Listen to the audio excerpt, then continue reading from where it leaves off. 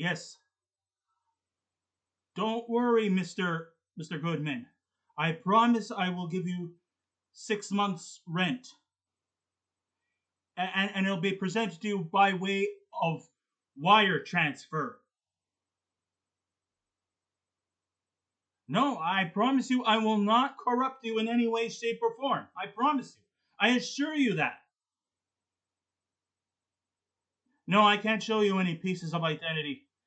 A little too confidential. But I promise you 6 months free rent, 6 months rent by way of wiretap. Hey, would a guy riding a 1977 Porsche lie to you?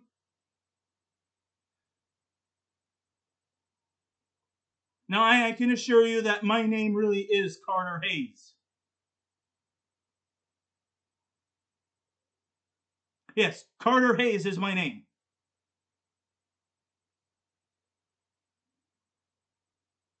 No, I'm not lying. I'm not bullshitting you. What? And it still hasn't come in? Oh, geez, that's kind of odd. I kind of could have sworn I thought it would come in. Well, let me get back to you, okay? I gotta do a broadcast. By the way, nice place you got here. It'll come, I promise you. Wire transfer. I guess in today's definition, it's the same as direct deposit. At least that's what I think. Anyways, hello and welcome again to the Writer Review. This is Eric Carrot Writer, and this week we're going to be taking a look back at the 1990 movie titled Pacific Heights. Now, Pacific Heights runs for 1 hour and 42 minutes long. The genre is a psychological thriller, and the runtime is 1 hour and 42 minutes long. It is directed by John Schlesinger, and the script was written by Daniel Pine. He actually based this movie off of a real-life experience about a guy who rented out one of his apartments, and he was living off of there rent-free, even though he was supposed to pay a rent. He was supposed to pay some kind of a mortgage. He never did. They tried to get him out, but they just couldn't. He made their lives a real fucking hell. And he kind of like decided to turn this movie into a psychological thriller. It was produced by Scott Rudin and William Sackheim. It was composed by Hans Zimmer, the cinematography by Amir Mokri, and it was edited by Stephen Ramirez and Mark Warner. And the stars of the movie are Matthew Modine, Melanie Griffith, Michael Keaton in probably one of his best roles. That's why I'm dressed like Carter Hayes. Of course, we realize there was a lot more secrets to the Carter Hayes character. This is actually Michael Keaton's first movie after the success of the 1989 Batman movie. He went on to star in this movie. Let's see. Joining out the cast includes Laurie Metcalf, Academy Award nominated actor Mako, Nobu McCarthy, Carl Lumbly, Dorian Harewood. Let's see. We had Luca, Bercovici, Tippi, Hedren, Sheila McCarthy, Guy Boyd, Jerry Hardin, Dan Hedaya, Miriam Margolyes, Nicholas Pryor, Olin Jones,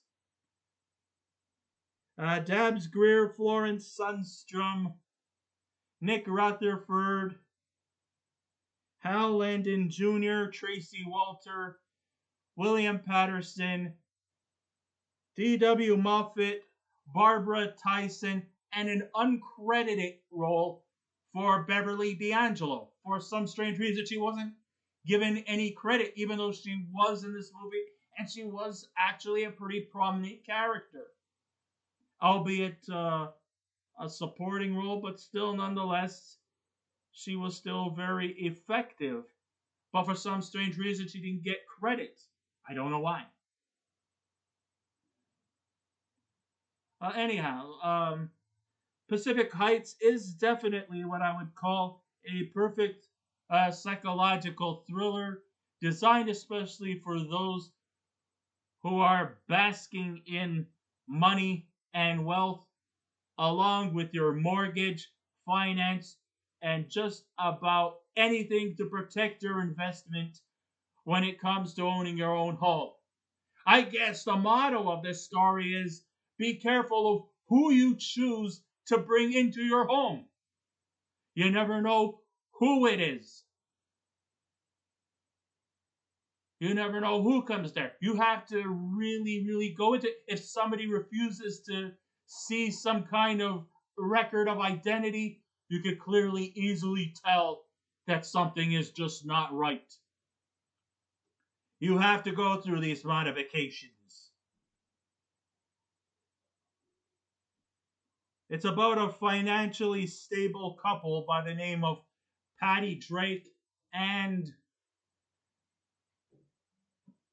Patty Palmer, played by Melanie Griffith, and Drake Goodman, played by Matthew Modine, who move into a 19th century polychrome building located in the trendy Pacific Heights area in San Francisco, knowing that their knowing that the cost of their estate is much more pricier than they intended. They decided to rent out a couple of rooms for apartments so that they could give it to a couple of tenants to stay in there, pay the rent in hopes that they could pay off the mortgage for their polychrome building in the San Francisco area. So one of the tenants consists of a loving Japanese elderly couple played by Mako and Nobu McCarthy, and a slick, debonair, but very suspicious guy by the name of Carter Hayes, played by the one and only great Michael Keaton. Carter is truly a piece of work, and in not such a great way.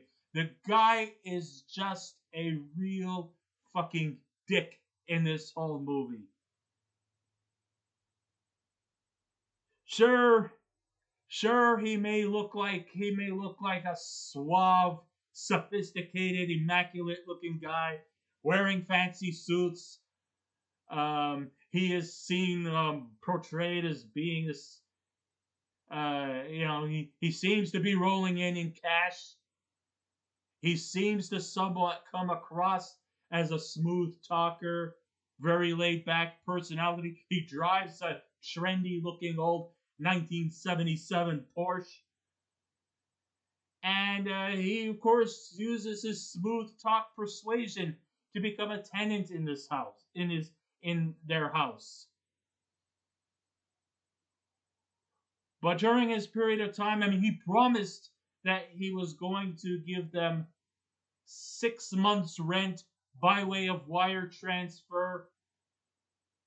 But as weeks and weeks go on, well, things just don't go as planned. The rent never comes in. He stays up late hours of the night renovating his house. He changes the locks. He does all kinds of ways just to simply fuck up Patty and Drake's life. He is held totally responsible for a miscarriage that Patty suffered from. And, every time they try to evict him, he's not going to go away quiet now, is he? No fucking way. He eventually even has the authorities on his side. He has the cops on his side. You know, they eventually try to persuade him to leave by, you know, like taking out the electricity. Of course, he's not real. They're not really allowed to do that legally. Um, I know he's trying to make their lives a living hell. He's not actually. I mean, he has evil intentions, even though he's not really a psychopathic killer in any way. But he is a downright dirty scoundrel, and his intentions is mostly just to make their lives a living hell. And no matter how many times they tried to evict him, it all just backfires. Now Drake finds that his way of doing it is to to use ruthless aggression, even comes so far as to get into a bit of a physical altercation with him. But he's just daring him to, like, come on, you want to hit me? Hit me.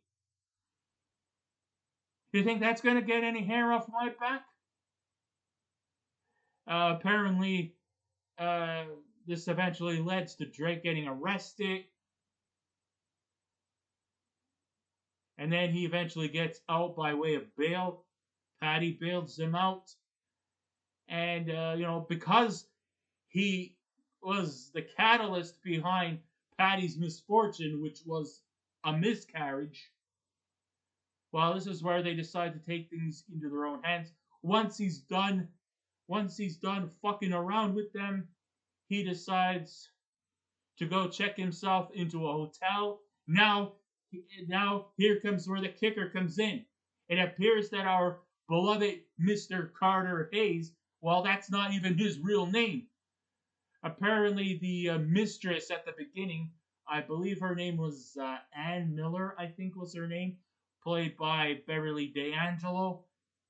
She eventually reveals that Carter Hayes was a fake name and that his real name is Jim Danforth. No, my name is not Jim Danforth. It's Carter Hayes. No. It's Drake Goodman. That's my real name. All right, it's Eric Corrupt Ryder. That's my real name, and we'll stick to it. Actually got the ID to prove that I am. Anyways, and you know what? He also not only just makes Patty and Drake's life a living hell. He actually hires a handyman to do renovations in his place at ungodly hours of the night. Like, who in the living fuck does renovations at 3 a.m. in the morning? He also infests the place with cockroaches. And this eventually leads to the Asian couple to say that they can't live here with his bullshit. So they decide, you know what? I may as well just rent a cheap apartment. At least I'll probably be able to live more at comfort there. So yeah, he breeds cockroaches. He freeloads off of them rent free, renovates his home even during late hours of the night, and makes everybody's life a complete and living hell, even forcing the elderly Asian couple to leave at one point.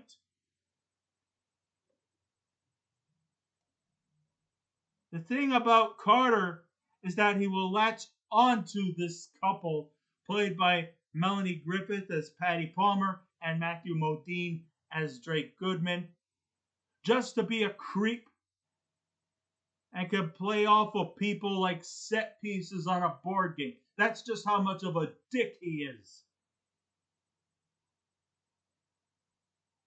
He's not, a serial killer, but he is a con artist in the worst way. He's not there to fuck people really up physically.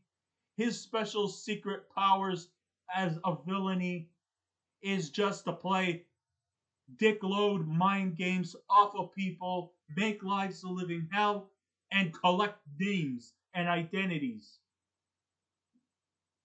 In fact, do you know how he actually makes some money? Well, apparently he comes from a family that is rich. Very, very rich. In fact, they give him money just to keep away from them. That's how much bad news this motherfucker really is.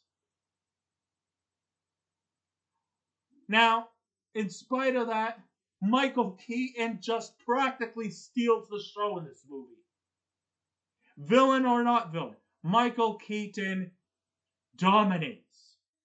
Not too long ago, we see him fighting off crime, fighting off against the Joker. What an ironic twist. In Pacific Heights, he's taking on another Joker, a Joker of a different sort.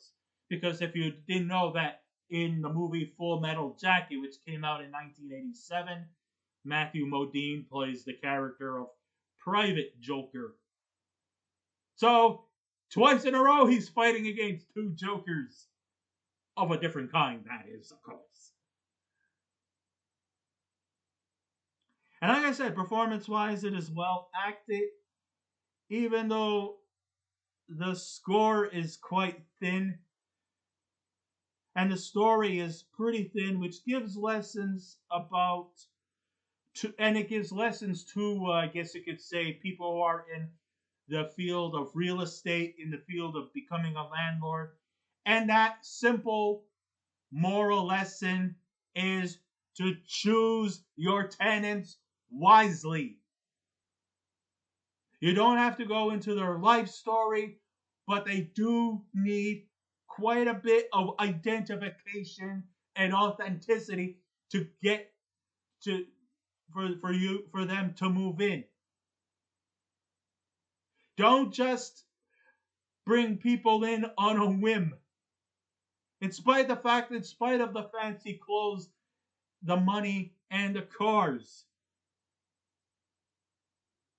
And sure, they are a young couple who are living their dream lives of owning their own homes while still tweaking it here and there in some areas. But that is until Carter shows up in their doorstep and the nightmare just goes on from there. And it's just an endless roller coaster ride. And there is just and he's just there to fuck with their minds and steal their IDs. Nothing more and nothing less. Carter has the same level of evil as the average slasher film villains, even though he's just incognito as an average slick, well-dressed business tycoon who takes advantage of anyone and manages to successfully get away with it. To us, we're just set pieces on a chessboard. Let's put it in that way. He knows how to play the game. And he plays it very well. He's, of course, in front of the fine line of other psychological mastermind movie characters. You've seen them in movies like Misery with Annie Wilkes, played by Kathy Bates. You've seen it in The Hand That Rocks the Cradle with Rebecca De Mornay as Peyton, Single White Female with Jennifer Jason Leigh. You see it with Unlawful Entry, God rest his soul, the late great Ray Liotta, and so many more. The Good Son, Macaulay Culkin. Yeah, there was, and there's probably a lot more, and I'm just, scratching the surface here. Many of them were hit and miss. Was this movie a hit? It was a hit, but it was not like an above average hit. It was a hit. but it was kind of more like a great movie, but it was not superb. I mean, there were weaknesses. Like I said, the story is quite thin. It's pretty predictable that we know that Michael Keaton is is the villain in this story. But what is unpredictable is what he does next and how he's going to get away with it. We know he's going to get his comeuppance, and we all know that it's not going to be with a jail sentence. No, because he miscarried Patty Palmer's child, Drake and Patty's child, his vengeance is going to come, his comeuppance is going to come in the form of the old eye for an eye alibi.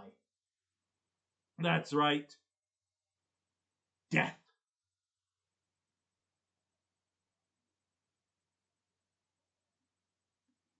And, there's just. I think he knows he's going to be fucked, but he's just not going to go down quietly. But I don't think his intentions were originally about killing. But once Patty starts, playing his mind games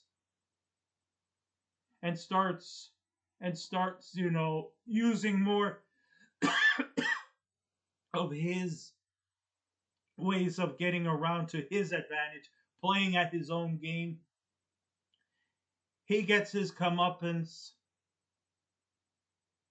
and that's when the monster really becomes unleashed.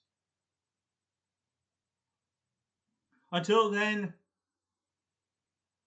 he pretty much keeps his demeanor as slick, laid back, and unintimidated by anyone.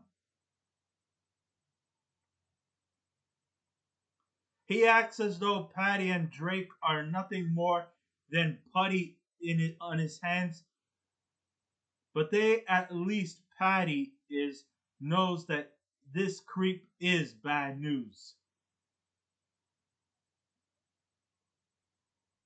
And if you can't beat him physically, there's only one other way to beat a bad guy. Mentally. You gotta play at his own game. There's a little bit of strategy for creeps like him. The soundtrack indicates that trouble is on the horizon for this couple, and the direction from John Schlesinger has the camera running in a dizzying way that will truly make your head spin. There's no big massive kill count because only one character really dies in this movie. But there is a lot of diabolical mind games played. Carter's intentions are pure evil, but nothing in the sorts of murder or any thoughts of it, at least until the end. Some of these, psychological thrillers are not really intended to be, about murder. A lot of it is mind games, but if you stand in the way,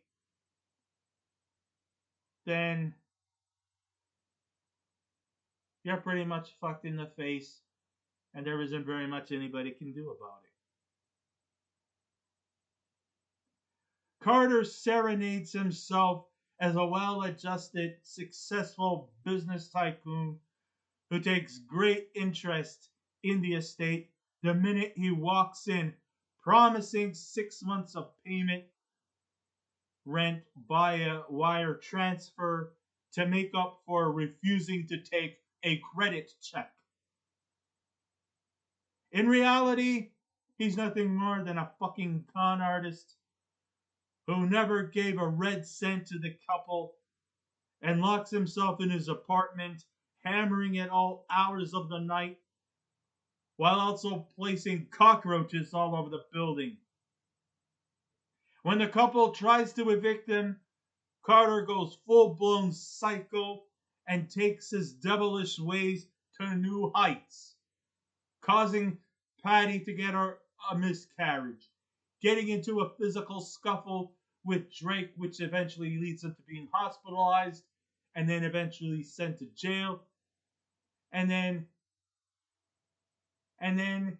his own devilish ways also became his misfortunate undoing. His mind games forced the couple into a downward spiral in terms of relationship and financial stability. When they tried to reach the authorities, this is just another trope of where cops are practically more worthless than tits on a bull. They are in shock to realize that they are all on his side, making him practically untouchable. Well, if they decide just to do shit all, well, we're just going to have to take this shit into our own hands. And it's not going to be physically, it's going to be psychologically. You want psychological warfare? We'll give you psychological warfare. We're not going to use ruthless aggression. No. We're going to use subtlety, mind games, the not so exciting way to beat evil. Unless you know how to take people down psychologically. You just gotta play the game. You know, like if you used to watch Power Rangers, sometimes to beat a monster isn't just physical force. You have to look for a weakness. Well, to take down this devilish fiend, you gotta find a weakness. It appears that he has done it many times to others in the past. Like I said before, his name isn't really Carter Hayes. His name actually appears to be Jim Danforth. Also a bit word, yes. And he played this scheme before, all for the sake of giggles and money. He cons gullible homeowners and blackmails these authority figures by paying them off just to take his side. Yeah.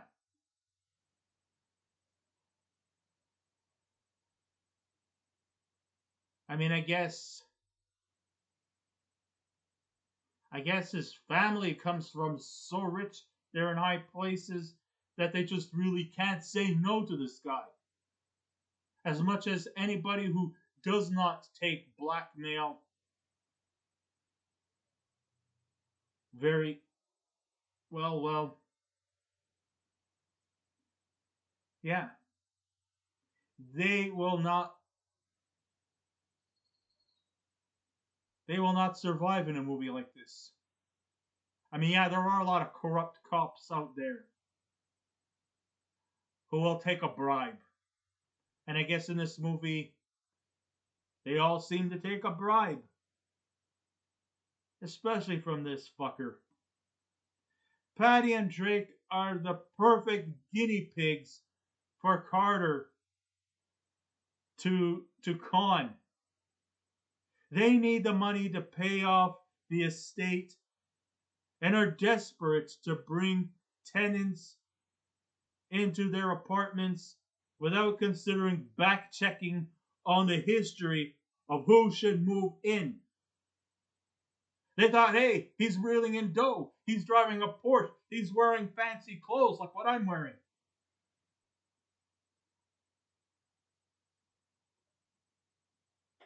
That's why I'm dressed like this.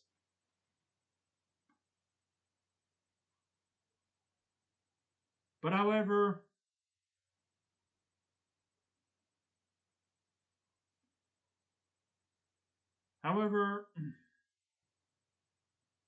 he's just messing with them. But it's Patty who's the smarter of the couple. She goes to great lengths to dig the dirt of who Carter Hayes really is. And this is where the big weakness is. You see, the problem with Drake is that he's pretty short on brains. He decides to take Carter in to prove that he's the one who's in charge, or so he thinks. He decides that he's going to take him down physically. And he doesn't give a fuck how he's going to do it. But once he's proven wrong and finds himself housebound after a physical confrontation that leaves him wounded, he realizes he's fucked up really badly. So Patty decides to play at his level, which eventually drives him insane. She plays off that she is Drake Goodman's wife, and then he has to end up paying a hotel full of room service, which seems to reel in a substantial amount of money, almost practically wiping out his entire bank account. Of course, this drives him insane to the point he just wants to kill them. But in the end, he ends up dead by impalement from a broken water pipe. Hey, none of these guys ever go out victorious. There's always this eye for an eye trope. They never go down silently. They never go to jail or anything like that. No, their comeuppance usually comes in the manifestation of death. Eye for an eye. Now, one of the things I have mentioned before is that the script by Daniel Pine reflects on an experience he had with a freeloader who refused to leave their premises, which cost him and his wife a lot of money. And while we don't know whether the intentions, their experience was, psychological thriller type situation, but they decided to sort of turn it into that, which was a pretty big prevalent thing that happened in movies. This was a pretty popular genre that happened in the cinematic community back in the 90s. A lot of them were coming up, and this is just one of the many. It sometimes even just goes to show you that with slasher films kind of slowly dying out in the late 80s, because it was pretty much eat, sleep, conquer, repeat, and watch the same shit over and over again. Psychological thrillers goes to show you that you don't need to be some diabolical evil entity type of thing. You don't have to be deranged. You don't have to be scary looking to be evil. We as a human race ourselves can be our own monsters. So it gives the lessons of being careful who you rent your property to, because even though they may have came out lucky to be alive, the same can't account for everyone. And, this is a very important lesson that people just need to learn. You just need to take precautions. If somebody refuses to do something that they are expected to, well, it's not going to come out very well. So just always be precautious of who you bring into your homes. Try to stay safe. Stay careful, everyone. And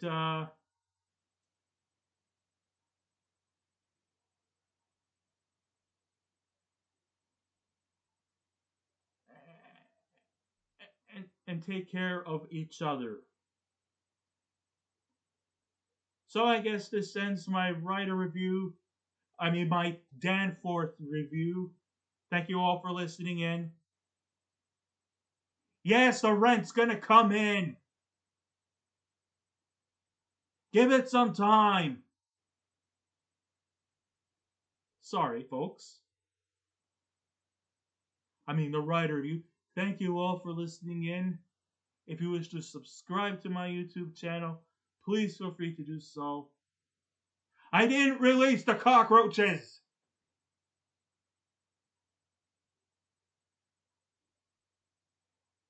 If you wish to subscribe to my channel, please feel free to do so. Just remember the 3 simple rules. Be kind, be considerate, and please refrain from any rude comments, and I will not steal your identities. So, until next time, this is Drake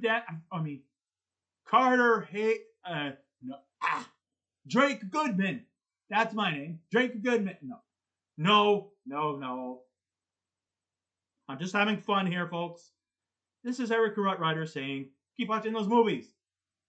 And I'll see you around with more fun and surprises along the way. And don't worry, I'm not going to unleash cockroaches. But I will promise you we will have a lot of fun our next time around, okay? So till then, stay safe, keep watching those movies, and I'll see you around. Goodbye.